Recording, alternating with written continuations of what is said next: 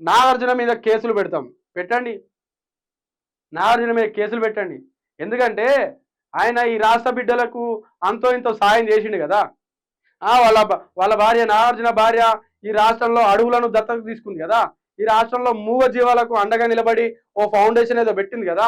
అనాథ పిల్లలకు అండగా నిలబడుతుంది కదా. వాళ్ళ కుటుంబానికి మీరు కేసులు పెట్ట ఇవాళ అర్థమైతా ఉన్నది క్లియర్గా. ఎన్ కన్వెన్షన్ అనే సంస్థ 2007లో స్థాపించబడింది.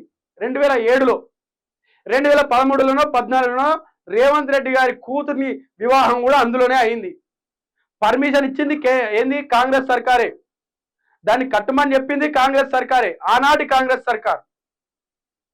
ఇవాళ దాన్ని కూలగొట్టి ఆయన కడుపు మీద కొట్టింది ఈ కాంగ్రెస్ సర్కారే. ఆయన కుటుంబాన్ని రోడ్డు మీదకి లాగింది ఈ కాంగ్రెస్ సర్కారే.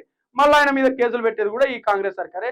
సిగ్గు ఉండాలి, సిగ్గు మానం అన్నీ ఉండాలి. ఇక ఏం మాట్లాడాలి?